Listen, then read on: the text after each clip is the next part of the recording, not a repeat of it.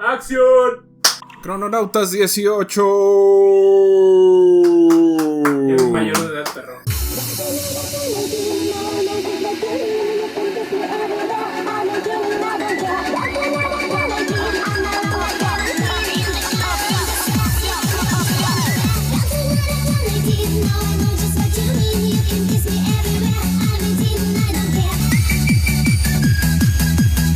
Justamente, Crononautas mayor de edad, de aquellos que no le gustan ni a Kalimba, ni a, ¿cómo se llama? Ni a Drake Bell, ni a Cosby, y ni a los curas católicos. Ya puede beber legalmente en algunos países y puede tener una cuenta de banco, aunque no gane nada. Espero que todos estén muy bien. Primero, y antes de aburrirlos harto, quiero agradecerle profundamente a las personas que nos escuchan vía Spotify, Apple Podcast o cualquier otro tipo de servicio de podcast en México, Estados Unidos, Colombia, y a que no adivinas cuál es el cuarto país que más nos escucha. Es un país que uno no pensaría. Está en América, ¿no? Sí está en América. Sí está en América. Trinidad y Tobago. Ese sería muy raro, pero no. Creo que no han llegado las ondas radiales a Trinidad y Tobago. Una oportunidad más. Cuba. Cerca. Venezuela. Socialismo. Venezuela es nuestro cuarto país con mayor escucha. Les mandamos un beso a la República Bolivariana. Y si nos están escuchando ahí, échenos un mensaje en Instagram a Los Crononautas Podcast, @LosCrononautasPodcast, y cuéntenos quién les gustaría que investigáramos. No desde la perspectiva política, o sea, no les voy a contar la historia del pajarito de nuestro queridísimo Chávez. Pero sí podemos investigar cualquier personaje que ustedes consideren que les gusta. Lo mismo se lo lanzo al resto de los países en donde estamos. Si quieren y hay un personaje local que ustedes creen que valga mucho la pena del que platiquemos, por favor, échenme un grito, @Los Crononautas Podcast en Instagram o en cualquiera de las redes de Escuela Nacional de Clase Medieros, y ahí podemos hacerlo. Pero nada más quería aprovechar este momento para agradecerles por escucharnos, por estar ahí, y sobre todo compártanos. Entre más gente nos escuche, mejor para nosotros. Volviendo al 18, les tengo muy temprano y muy en un momento incorrecto un horrendo dato crononáutico. No en todos lados, ni por las mismas razones, el 18 significa mayoría de edad.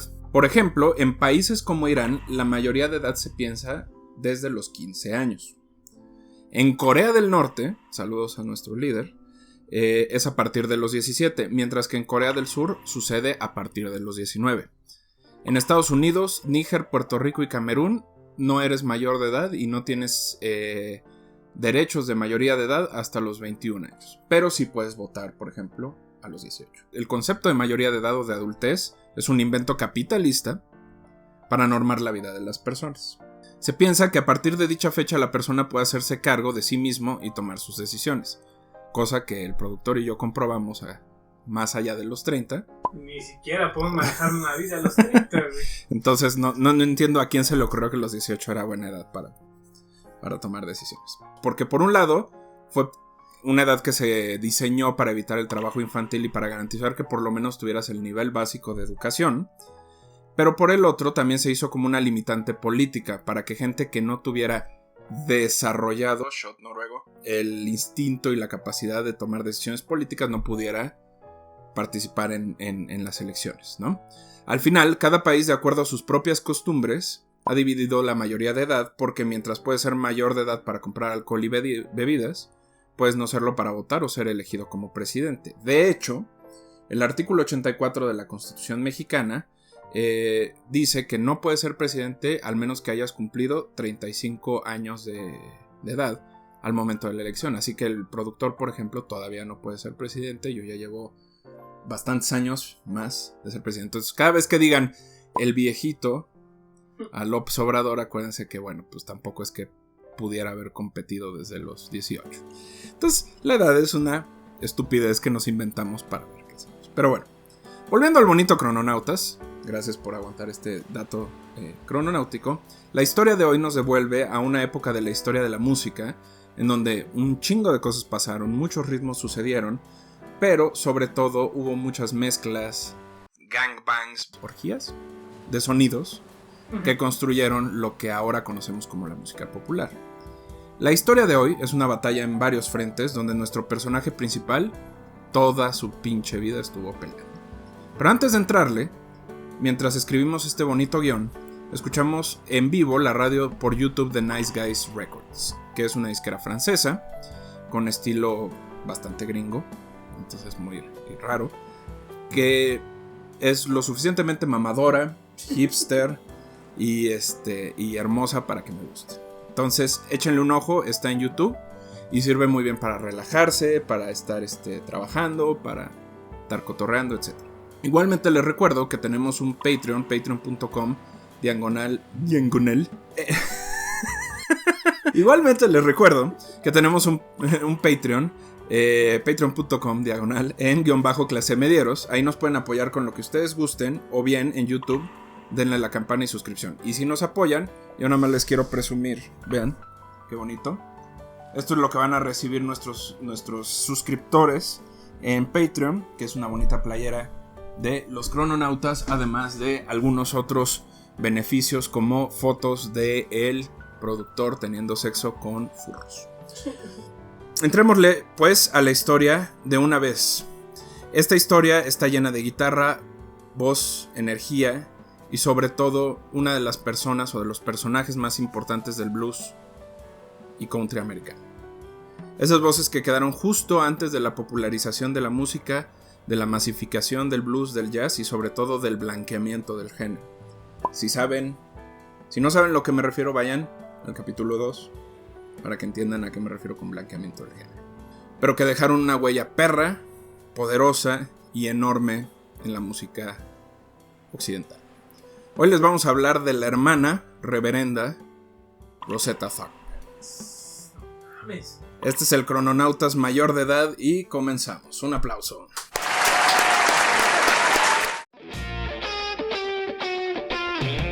Crononautas.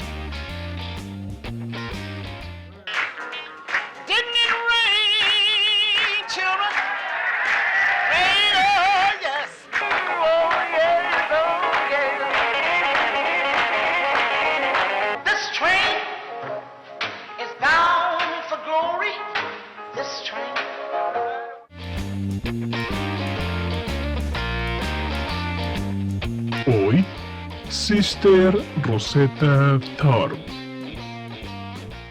Capítulo 1. Dios dirá. Esta historia comienza como muchas otras de sus contemporáneos.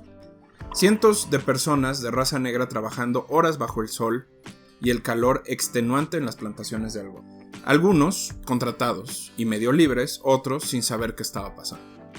Todos creyentes de un Dios que afirman es el mismo, pero que la historia ya nos ha dicho que es diferente. Ese Dios del que cantan uno, impuesto, acelerado y casi obligatorio, es diferente al otro, que los deja cantar y no les obliga a usar una frase o forma, solo los deja creer desde sus corazones. Ambos, creencias que se les impusieron, que tuvieron que adoptar y que con el tiempo les daban un poco de tranquilidad, de fe, en un contexto donde no había nada. Es en esa época que África seduce a la seca y poca talentosa América. Es por estos tiempos que si hubo una posesión demoníaca o de espíritus, fue la del ritmo y cambió la historia occidental, específicamente de la música, para siempre. Sobre los padres de Rosetta se sabe poco o nada. En esa época, los trabajadores de las plantaciones de algodón estaban prácticamente numerados y alienados o distanciados de la sociedad. De ella, sabemos su niñez porque desde entonces mostró su talento.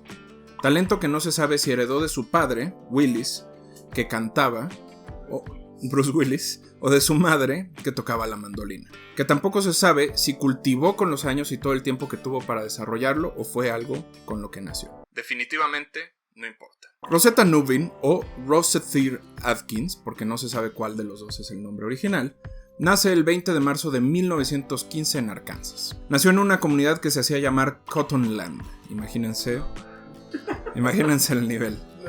Pero que originalmente era uno de los miles de Richmond que existían en Estados Unidos. Richmond es como le ponían, eran las comunidades que se llamaban Richmond, así como Richmond, Virginia, Richmond, etc. pero era un nombre que le ponían para que fuera como de buena suerte, pero nunca fue. O sea, se lo ponían a un chingo de lugares y luego había 400, como hay 400 Springfields, por ejemplo.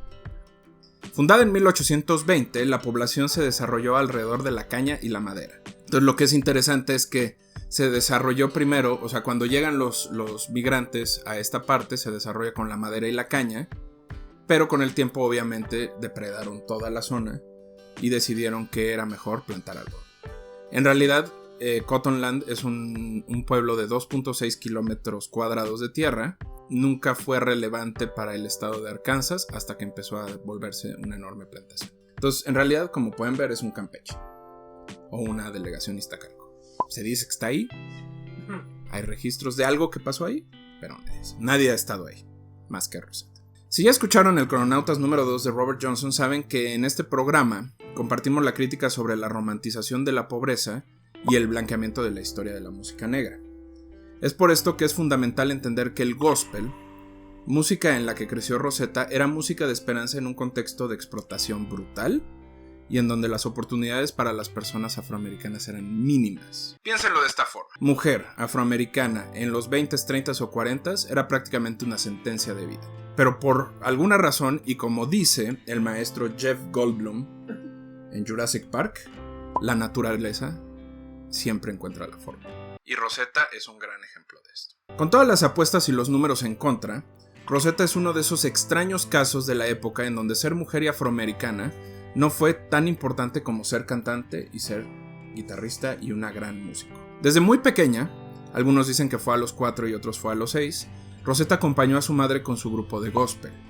Ello le permitió mantenerse cerca de ella, ¿no? De su madre, pero sobre todo de practicar, cantar y escuchar tonelada de música. Y es aquí donde, discúlpenme, perdón, llega un segundo dato cronológico. Perdón, productor, yo sé que lo voy a hacer poner muchas cosas. La música gospel es un caso interesante de estudio. A mediados del siglo XIX, con el desarrollo de la corriente pentecostal, que para quienes no sepan quién es esta corriente, pregúntenle al presidente que es un...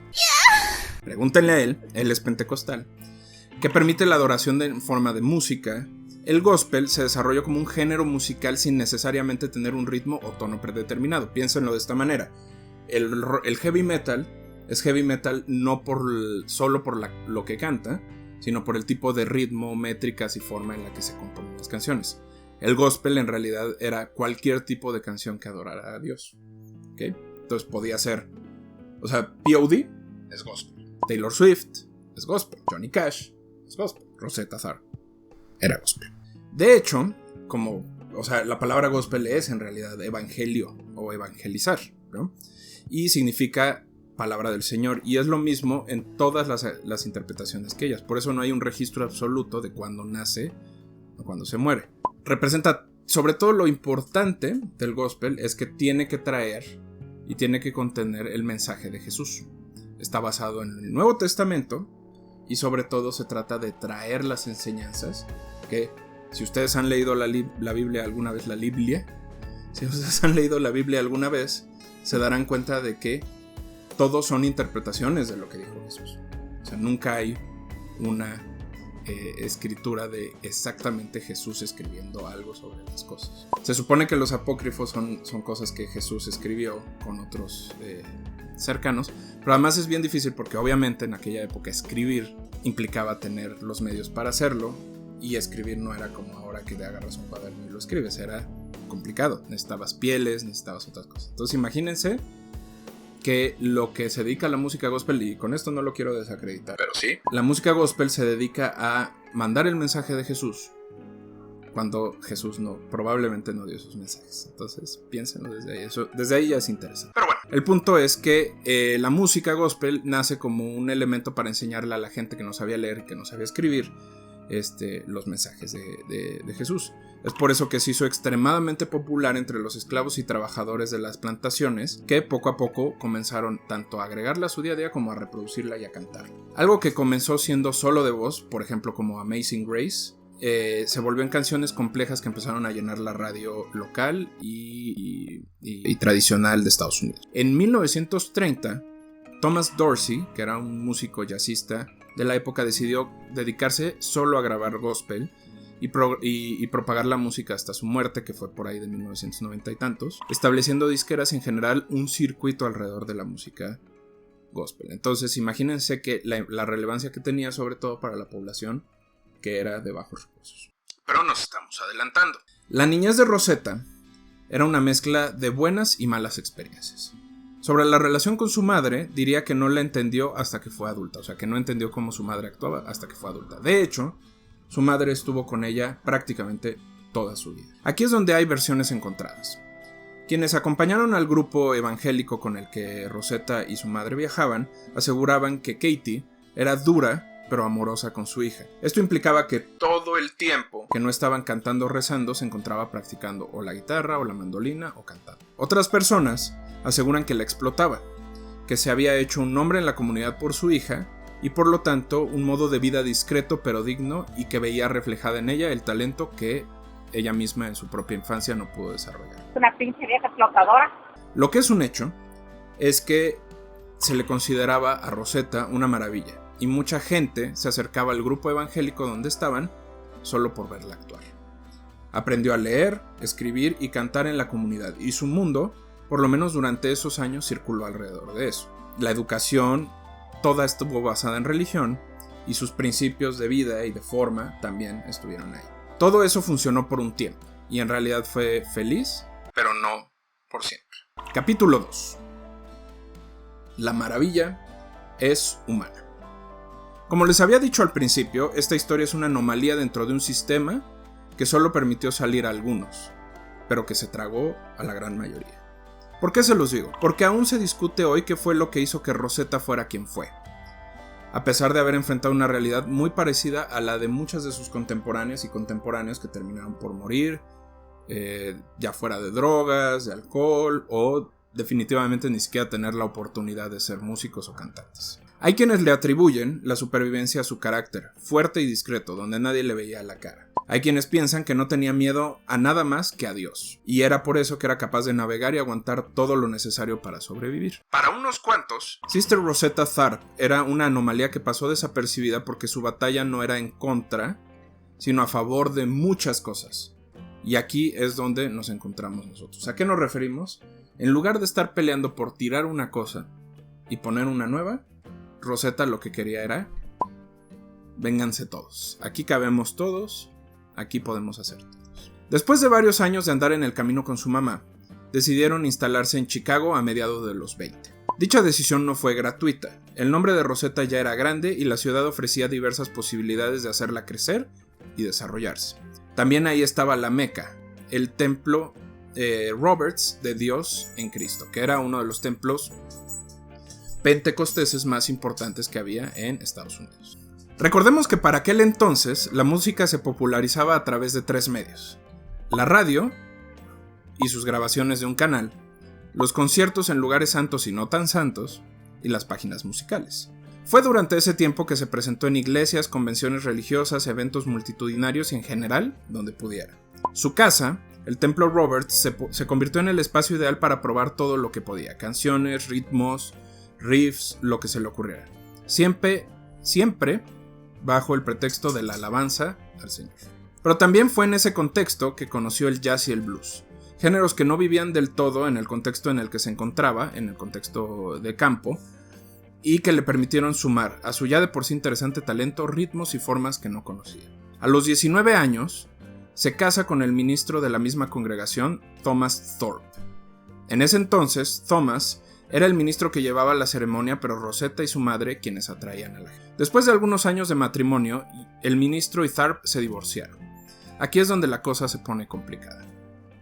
Por un lado, se dice que el matrimonio fue convenido por Katie y el ministro y era un movimiento político para hacerlo crecer, su reputación, su capacidad política, sobre todo él como figura dentro de la congregación. Gente que conoció al ministro asegura que ese matrimonio estaba destinado al fracaso desde el momento en el que él tenía una visión sobreconservadora o muy conservadora sobre el rol de la mujer, y Rosetta ya había alcanzado un nivel en su vida donde ella ya sabía qué quería hacer y qué no quería hacer. La realidad es que se cagaban, no se caían bien. y la idea de quedarse en un lugar durante el resto de su vida le generaba mucha ansiedad a Rosetta.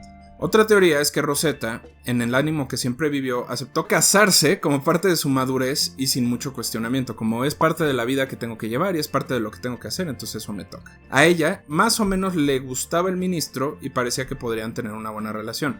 Lo que pasa es que el pinche ministro no había sacado los dientes y los colmillos. Esta teoría en realidad fue descartada por la mayoría de sus biógrafos al asegurar que Rosetta solo pensaba en la música y que lo habría hecho para garantizar que podría seguirlo haciendo en un lugar donde pues tenía garantizados los medios económicos, no importando la situación en la que se encontrara. Una última teoría, confirmada por algunos biógrafos en los últimos años, es que otra cosa en la que Rosetta fue muy avanzada para su época o que era muy progresista era el reconocimiento de sus preferencias y prácticas sexuales. Acá la cosa se pone complicada y un poco peleaguda, porque no había un código claro que le permitiera a ella definirse como lo hay ahora. Para Rosetta, vivir en los 30 en Chicago significó estar al borde entre el infierno y el cielo. Porque por un lado era apreciada por sus cantos divinos, sus alabanzas al Señor y lo que aportaba a la comunidad religiosa, pero también era extremadamente popular, lo cual llamaba la atención de todo el mundo. Así, ella se guió por un principio básico que además los Beatles nos han enseñado. Productor, este va para usted. Todo lo que necesitas es amor. Y para ella amor fue muchas cosas.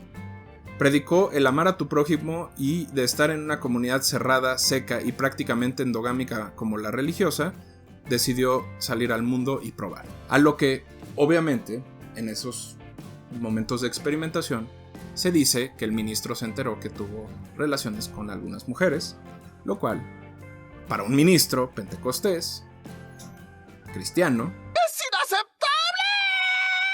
Entonces, obviamente su madre y el ministro terminaron juzgándola y al poco tiempo el ministro decidió divorciarse. Imagínense para que un ministro religioso prefiera divorciarse antes de seguir con una persona. Fue buena suerte para Rosetta porque lo que no sabían es que ella ya sabía que era lo que quería, había abierto los ojos y su camino estaba por empujar la música contemporánea hacia niveles insospechados. Esperemos estén disfrutando este Crononautas 18 sobre Sister Rosetta Tharpe. Les recordamos que pueden encontrarnos en Instagram como @loscrononautaspodcast, @en_clasemedieros, @ternera junior, @donnadierecord. Yo ya ni sé qué va a haber en este intermedio clase mediero, así que veamos qué nos preparó el productor.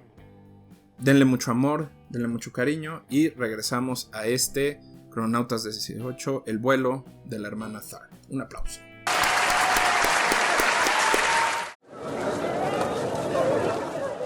Intermedio clase mediero.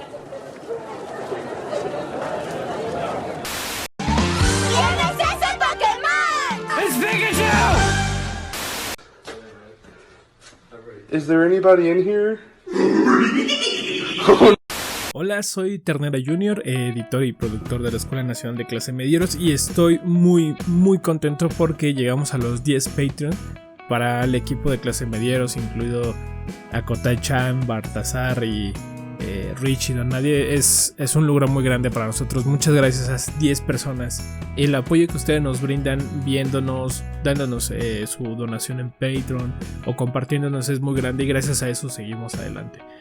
Quiero agradecer especialmente a Seth Pérez, a José Luis, a Erika, a la donadora anónima, a Pato, a Jimena, a Luis, a Gabriel, a Juan Bosco y a Ari.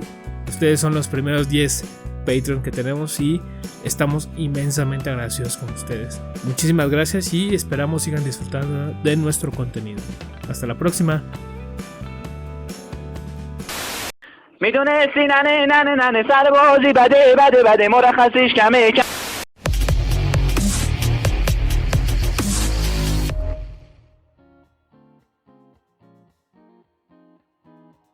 Jugar con pelotas no necesariamente es un deporte. ¿Qué tal? ¿Cómo están? Bienvenidos a la cápsula número 8 de Deportes desde el Sofá. Yo soy Rich, bienvenidos al Intermedio Clase Mediero en su episodio semanal de Crononautas de la Escuela Nacional de Clase Medieros. Vamos a darle. El día de hoy vamos a ver una vez más de fútbol. No es cierto. se crean. Ya no los voy a torturar, no se preocupen. Vamos a hacer algo distinto sin salirse de esta línea de mis críticas, de burlas o opiniones, ¿no? Vamos a enlistar un poco algunos deportes que algunas personas mencionan que no deberían ser llamados como tal deportes. Vamos a clasificarlos desde lo que en verdad no tienen absolutamente nada que ver con actividades deportivas y otros que en realidad tendrían que reclasificarse, a mi opinión, tal vez como competencias y no precisamente deportes. Pero vamos a hacerlo en dos partes. Todo esto entendiendo y repitiendo, desde mi opinión, ya saben, para que no salten ni reclamen y cómo es posible que estés diciendo eso. Cálmense, por favor. Siempre pueden quejarse y comentar, ya sea en Instagram, en Twitter, @deportes_fa. Ahí con gusto los puedo leer. Pero pues no cambiaré tanto de parecer, ¿verdad? Empecemos con lo que realmente no tendría que ser deporte. El cornhole. Suena albur, pero no lo es. A pesar de tener una organización mundial y tener un campeonato anual y mundial, el objetivo principal de este juego es aventar un saco de semillas en una tabla inclinada y un pequeño agujero y va ganando puntos el que logre meter su saquito o el que quede más cercano. Sí podrá tener su chiste, pero ¿really? ¿En verdad lo consideran deporte algunos? Siguiente. Pizza acrobática. Como el nombre lo implica, la competencia se trata de lanzar al aire la masa de la pizza como si se estuviera preparando una. Evidentemente no solo es lanzarla y recibirla y con eso queda, no. Conlleva poner algo de tu parte como lanzar la masa de manera más espectacular o con alguna acrobacia incluida. Pero pues neta, ¿también consideran deporte eso? El llamado en inglés sign flipping o el giro de los anuncios. Evidentemente se trata de quién voltea mejor los anuncios, ¿no? ¿Saben de lo que hablo? Más o menos es esto que sale en series o en películas del monito girando una flecha que anuncia hacia dónde está la tienda o el comercio que está escrito en dicha flecha. Y de esto generó un supuesto deporte que generó un campeonato. También lo tenemos que considerar ahí. Tiene su gracia, pero no lo creo. Dodgeball. Y antes de que salten muchos, seamos sinceros, no lo es. Quemados, en español, todos supongo alguna vez jugamos o jugaron esto, es lanzar pelotas al equipo contrario, ya sea pegándoles, los eliminas, o atrapándoles, también puedes salvarte y eliminas a la otra persona. De menos, pues lo habrán jugado, y si no, habrán visto que juegan en series o en una película, la misma película de Ben Stiller y Vince Vaughn, tal vez. Pero pues no queremos argumentar, esto no es un deporte, más que es una bonita actividad. eSports. Videojuegos. Es neta que les damos el moniker de eSports. Debo argumentar algo que ¿por qué no es deporte? En serio, la gente no entiende por qué no tendría que ir en esta categoría. Lo más que mueves practicando esto son los dedos. Pues puedes mover los dedos en otras cosas, entonces no creo que tendría que ir calificado ahí. Actividades con máquinas. El estar parado moviendo los dedos, de nuevo mencionando, en algún tipo de control para mover un dron, alguna máquina para jugar fútbol, algún robot para peleas, algún modelo de aeroplano. Entonces, por supuesto que no es deporte. Tiene su chiste, tiene su habilidad, tienes que estar muy vivo para hacerlo, pero no es deporte y la gente hay veces que lo considera como tal. Juegos o actividades recreativas como ajedrez, póker, dardos, billar, ping pong. ¿De dónde hay gente realmente que llega a considerar todo esto como deporte? Son actividades más bien recreativas que puedes echar en alguna fiesta, en algún retiro, en alguna salida con cuates. Y sí, incluyo el ping pong y no menosprecio la habilidad de juego que tienen los competidores asiáticos, porque no solo son los chinos, también los coreanos y los japoneses. Pero hasta ahí, lo demás creo que es una bonita actividad recreativa que puedes hacer en un bar o con tus cuates. Y en la misma línea, el boliche. Es una bonita actividad para salir con los cuates y jugar boliche. Tiene su chiste, tal vez aventar la bola, pero hasta ahí. No implica más, no es un deporte, no consideremos algo distinto. Actividades con animales. Antes, la penúltima. ¿Es mucho que decir esto? O sea, ¿quién realmente cree que la equitación es un deporte? Ni siquiera es gracias al jinete, es el caballo el que hace todo. Carrera de galgos, de conejos. ¿Por qué lo consideran deporte si la persona no hace absolutamente nada y lo que hace todo son los animales y no las personas? Se puede apostar, si los animales son de lo mejor tratado del mundo y con pinzas para que realmente se puedan divertir corriendo, tal vez podría estar de acuerdo en que sea entretenimiento. Si no, ojalá cuelguen a las personas que sacan provecho de animales que no tendrían que estar sacando. Y competencias de comida. Neta, debemos considerar de alguna forma el deporte a un sujeto metiéndose 76 hot dogs por la boca como deporte. Digo, mis respetos si sí necesitan alguna actividad física para lograr esto, pero no creo que tragarse un pie en menos de 10 segundos pueda considerarse como tal. Pero bueno, la siguiente parte será esas bonitas actividades o deportes que más bien yo consideraría como competencias, pero no califiquen como deporte. Pero ya verán, todo es mi opinión. Muchísimas gracias por acompañarnos. Ya recuerden que pueden dejar sus solicitudes en @rotaportes_sofá en Instagram y en Twitter. Yo soy Rich. Esto fue su cápsula de deportes desde el sofá en su intermedio clase mediero, en su episodio de Crononautas de la Escuela Nacional de Clase Medieros. Ahí se ven.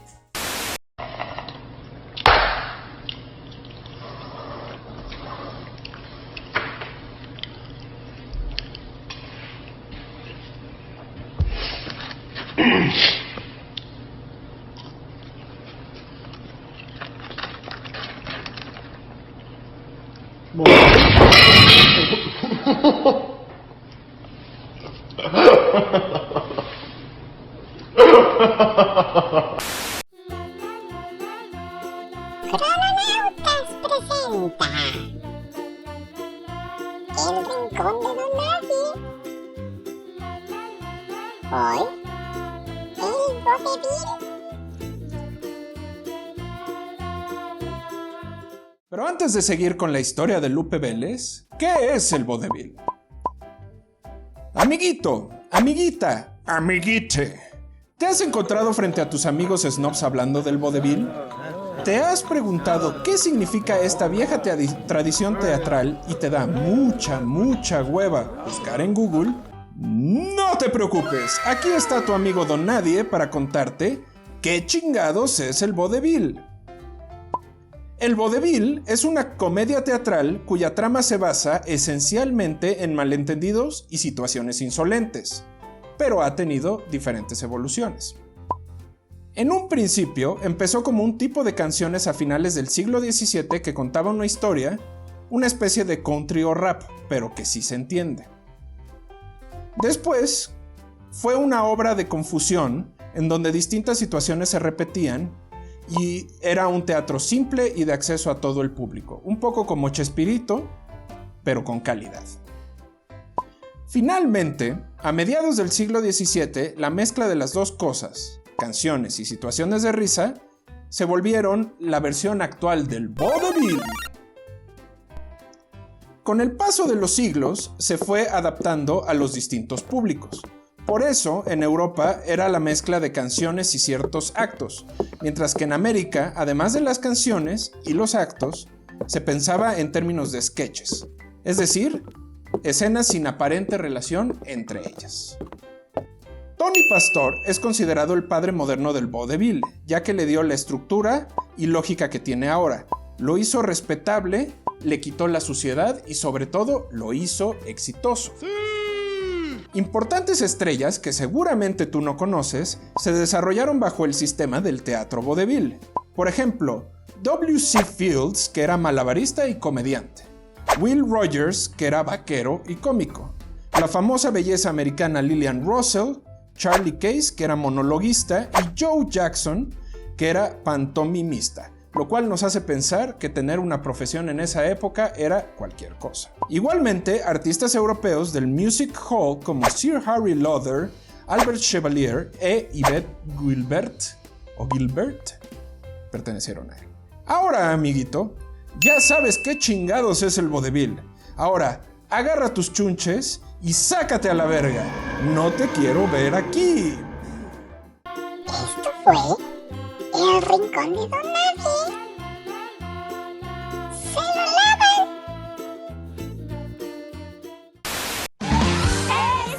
Mami, ya no quiero. Mami, yo no quiero fumar marihuana, poco por la noche, y Y por la mañana, la voy subir la la la. Subir la la la, voy subir como yo me muevo, no se mueve nada. Fin del intermedio.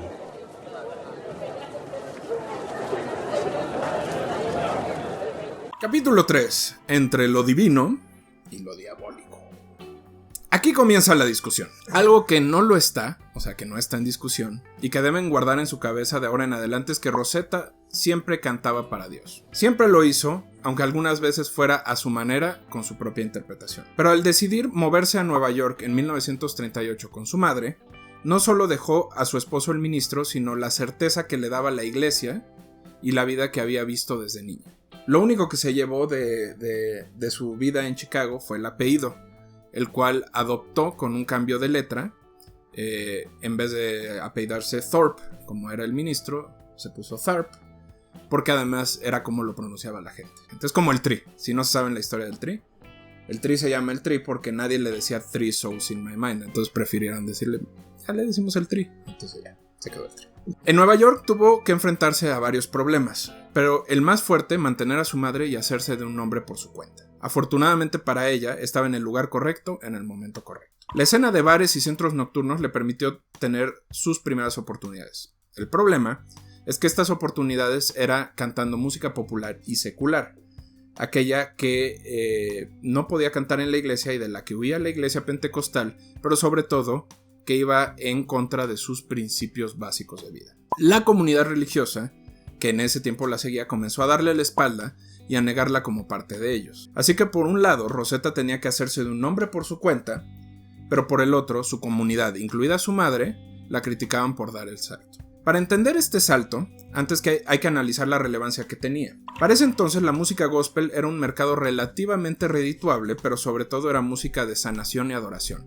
Era lo que se oía en todos los espacios de convivencia de la comunidad afroamericana en Estados Unidos. La idea de hacer dinero, mucho, estaba peleada con la posibilidad de llevar la palabra de Jesús a donde fuera, cosa que Rosetta había hecho de forma fenomenal desde los 4 años. Entonces, al verla participar con bandas y grupos no religiosos, las personas se cuestionaron qué pasaría con el mensaje.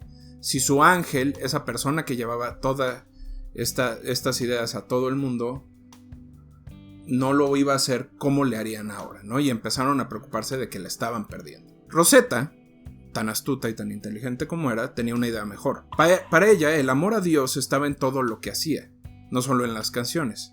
Así que si le permitía mantener a su familia y hacer lo mejor que sabía, era tan divino como cantar en la iglesia más alejada en Tennessee. Así que después de un rato de abandonar su guitarra, que este punto es bien interesante porque cuando llega a Nueva York, la contratan para centros nocturnos y en los centros nocturnos ya había bandas preestablecidas. Y Rosetta, que era una cantante que era tanto cantante como guitarrista, tiene que abandonar la guitarra o no la dejan tocar la guitarra y se concentra solo en cantar. Entonces no solo había perdido el valor y lo que le daba la música religiosa, sino también estaba abandonando su principio de ser una trovadora, por llamarlo de alguna manera, en full modo, ¿no?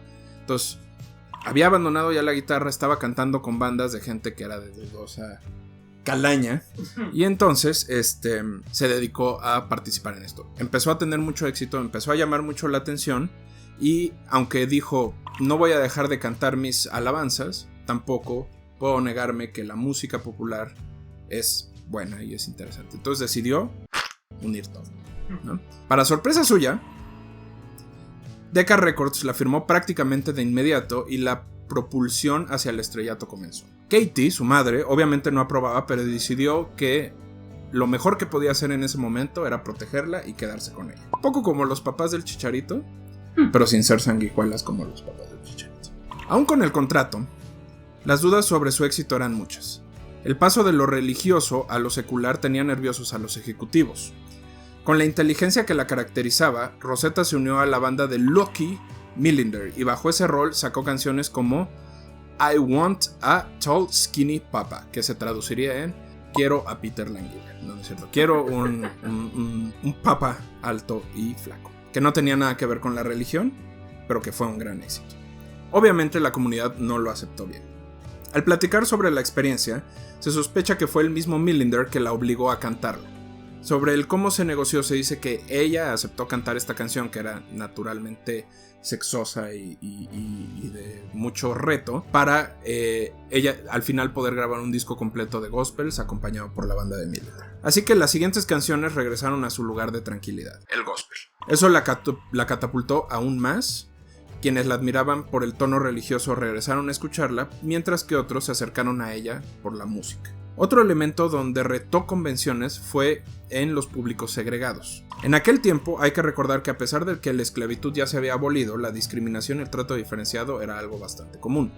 Así, había teatros, escuelas, cines, barrios para cada raza, y romper con ese orden era en sí mismo retar a la nación entera. A Rosetta no le importaba, así que si admiraba un grupo, por ejemplo a los Jordanaires, los invitaba a cantar aunque fueran blancos. Lo mismo aparecía en televisión con bandas de músicos mixtas. Sobre esta batalla en los 40s hay pocos registros, pero se sabe que Rosetta se negó a tocar en audiencias solo blancas. Aceptaba audiencias segregadas o audiencias solo negras, muy a su pesar. Strange Things Happen Every Day, o cosas raras suceden todos los días, se convirtió en muestra de eso que ella vivía cotidianamente. La ansiedad de encontrarse en la cumbre de su carrera musical, tener dinero pero ser afroamericana. Ser la razón por la que el teatro se llenara, pero no poderse quedar en ciertos hoteles, ver protestas o incluso no poder usar los mismos baños que el público usaba. Ni hablar de hacer un tour ella sola, cosa que logró a mediados de los 40 y que eventualmente la llevaría a compartir el escenario con Mary Knight, una cantante e instrumentalista con una pasión muy similar a la de ella. Dicha contribución artística y relación humana es considerada como uno de los momentos más brillantes de su carrera, y así lo fue, hasta que una desgracia familiar llevaría a Marie a separarse de ella y dejar la música. Para ese entonces Rosetta era grande y organizó una boda en un estadio de béisbol. Nada más para ponerlos en contexto, durante todos los años que tuvo de relación con Mary, obviamente nunca pudieron ser públicas al respecto de esa relación, entonces como una manera de contrarrestar lo que estaba haciendo, organizó su boda en un estadio de béisbol. Y luego vendió los derechos de ese concierto, lograra que llegaran a más de 25,000 personas para celebrar lo que sería el matrimonio con el que se quedaría por el resto de su vida. Pero la contribución de Rosetta todavía estaba por llegar. Capítulo 4. El nacimiento del rock and roll. Los malditos 50s habían llegado, y Rosetta era una mujer afroamericana, de edad media, que para los cánones de la época ya no cumplía con el furor necesario para llenar teatros. El juego ahora era de los Elvis, de los Jerry Lee Lewis y de otros, a los que ella misma inspiró, educó, pero a los que ya no alcanzaba en términos de creación y de generar las canciones que necesitaba. Al rescate apareció el músico inglés Chris Barber. Chris la llevó a Inglaterra primero y luego a Europa en general. Ella obviamente se robó el show. En esa época es que su madre muere en Filadelfia dejándola desconsolada. La depresión, la falta de su compañera de toda la vida, la única persona en la que había podido confiar, la tenía descorazonada. Si ustedes buscan Sister Rosetta Tharpe en YouTube, el concierto que más aparece es un concierto en una estación de tren.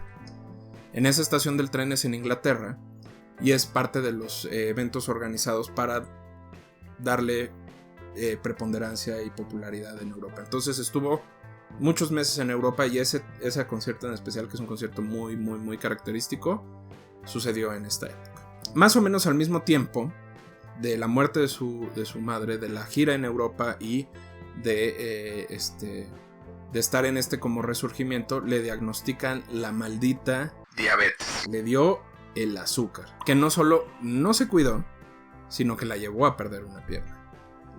Su último concierto en Copenhague en 1970 queda como testigo del mal momento que pasaba, pero de lo gran artista que era. O sea, ya la ves ahí. Era una mujer que no era tan... no tenía una edad tan avanzada, pero ya lucía como si tuviera una edad muy, muy, muy avanzada. En octubre 9 de 1973, después de un segundo infarto, muere en Filadelfia, Pensilvania, Estados Unidos, justo a punto de grabar lo que ella iba a considerar que iba a ser su último disco. Ahora bien, me apuré a contarles la muerte porque quiero contarles algo que creo que es más importante. ¿Qué pasó? ¿Dónde quedó Rosetta Tharpe? ¿Por qué todavía no se sabe lo que debería de saberse de este personaje. Vamos por partes. ¿Por qué se dice, erróneamente, que fue Ray Charles el primero en tocar música sacra con ritmos seculares? Esta creencia se construyó a partir de la experiencia personal de vida de Charles y como lo tradujo en música, por ejemplo en Aleluya, el Upper Soul, etcétera, etcétera. ¿Por qué se cree esto? Porque evidentemente esta canción que fue publicada en 1956, casi 20 años después de la carrera, del pináculo de la carrera de Tharpe, se puede asumir que es una construcción por la relevancia que se le ha dado a Ray Charles en la historia de la música, como el renovador del blues y del jazz, pero sobre todo por la masculinización y el blanqueamiento de la historia de la música misma. Aquí hay un punto del que se habla poco. Había muchos músicos de raza negra que se negaban a tocar con Rosetta Tharpe. De hecho, llegó un momento en el que Rosetta tuvo como banda de backup puras mujeres, porque nadie quería tocar con ella. El maldito pitocentrismo. Exactamente, se le llama pitocentrismo. De hecho, en la gira ya en Inglaterra ya tenía una banda mixta en la que estaba Muddy Waters, por ejemplo, ¿no? Pero antes de eso, los mismos músicos de jazz se negaban a darle el lugar que tenía, porque para los músicos de jazz las mujeres eran solo cantantes. No podían ser músicos, no podían ser instrumentalistas, no podían llevar acá. Entonces ahí es donde se empieza a comprimir la historia un poco. También este blanqueamiento sucede cuando figuras como Eric Clapton y los Rolling Stones toman la bandera del blues y las mujeres fueron prácticamente borradas y dejadas en un rol de interpretación.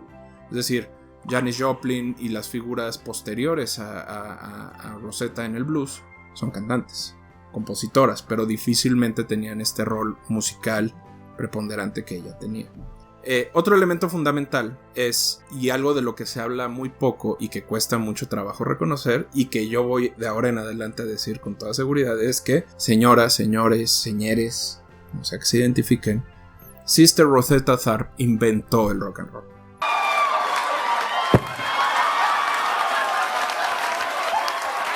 Y el que no le guste, nos vemos en la pinche macroplaza para rompernos la madre.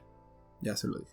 Vamos por partes. La canción que es considerada la piedra nodal del rock es Bill Haley, está hecha por Bill Haley and the Comets y se llama Rock Around the Clock y fue publicada en 1956. Up Above in My Head y Strange Things Happening Every Day de los 40 son en estructura básica rock, solo que no se llamaban a sí mismas como tal. De hecho, Rock Around the Clock, el rock se llama rock por Rock Around the Clock. Entonces bien se podría llamar el Up o el Strange, porque viene del título. No están consideradas sobre este grupo, fueron consideradas siempre R&B o jazz o blues, pero en realidad en ritmo eran rock. Pero si observamos el tipo de estructura, el cómo toca la guitarra y el estilo de los solos, no queda duda, y aquí otra vez le rompo su madre a quien quiera, que llegó mucho antes que Holly y sus contemporáneos, que Elvis y que Carl Perkins y que Jerry Lee Lewis, etc. Si ustedes ven tocar a Sister Rosetta, se darán cuenta que ella ya tocaba la guitarra como la tocaban los músicos de rock de los 60, pero en los 40. Incluso se afirma que la guitarra eléctrica distorsionada es una invención por ahí de finales de los 60 por The Kinks, y en realidad no es así. Ella ya tocaba una versión discretamente distorsionada, pero distorsionada de la guitarra eléctrica. De hecho, tocaba más guitarra eléctrica que guitarra acústica, o la mezcla de estas, que es la hollow guitar, que es una guitarra muy común. Elvis reconocería la influencia que tuvo en él y sus primeros años al lado de Sam Phillips, que es cuando Elvis explotó. Pero sobre todo, al mismo tiempo, un joven afroamericano llamado Chuck Berry copió el estilo de tocar de Rosetta y construyó la otra estructura del rock, tiempo después, en 1957. Entonces, para los que crean que Chuck Berry inventó el rock a partir de lo que le mostró su primo Martin Berry mientras estaba tocando Marty McFly, les tengo una pésima noticia, no fue así. Me hubiera gustado, hubiera estado divertido, pero no fue así. En realidad, ese momento donde Martin Berry le pone el teléfono fue cuando Chuck Berry empezó a escuchar a Rosetta Tharpe. Esa forma de tocar y la forma en la que fue componiendo también se unen a lo letrístico, donde personajes como Bob Dylan, Leonard Cohen y Joan Baez copiaron esta mezcla entre alabanza divina y humanidad.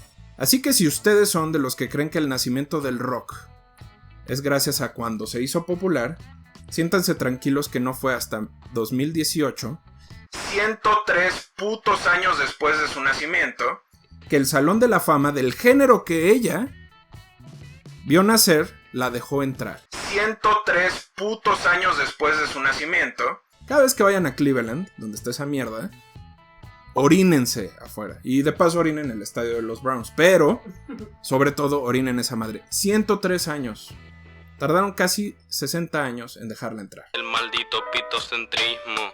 Pero bueno, si como su servidor creen que toda la fortuna que tuvo en su carrera desapareció cuando la borraron del mapa, entonces pueden vivir tranquilos de que ella es la gran creadora del rock. Y por lo tanto, cambió sustancialmente la música popular en los últimos 80 años. Así que, desde aquí, nosotros nos declaramos Rosetta Livers. Rosetta Livers, exactamente. Pero bueno, esta es la historia de Sister Rosetta Rosetta Thorpe. de Rosetta Tharpe. ¿Qué le pareció a mi querido productor? Visibilizar los orígenes de varias cosas que han sido cubiertas por el pitocentrismo, pedos de política, religiosos. Está bien chido. Aquí yo, y con esto me gustaría cerrar el capítulo, creo que el problema es el pitocentrismo de la música. Aquí mi teoría se cierra en: no podían tener a una mujer, raza negra, lesbiana, pansexual, como sea que ella pensara su vida, siendo la creadora. Era más bonito tener al joven bonito blanco que movía las caderas, que por cierto también le copió eso. O a los ingleses, ¿no? Entonces, pero en esta casa somos creyentes fervientes de la iglesia de nuestra hermana Rosette. Esperemos les haya gustado este Crononautas. Recuerden, nos pueden encontrar en Instagram como @loscrononautaspodcast. Igual en Patreon como patreon.com/en-clasemedieros. En YouTube estamos como Escuela Nacional de Clase Medieros. Y cualquier duda, sugerencia, comentario, por favor, háganoslo llegar. Gente de Venezuela, comuníquense con nosotros y vamos a hacer algo bonito con algún personaje histórico musical precioso de allá. Bye. Bye.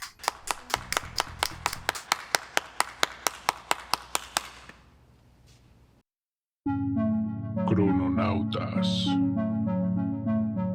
Bye.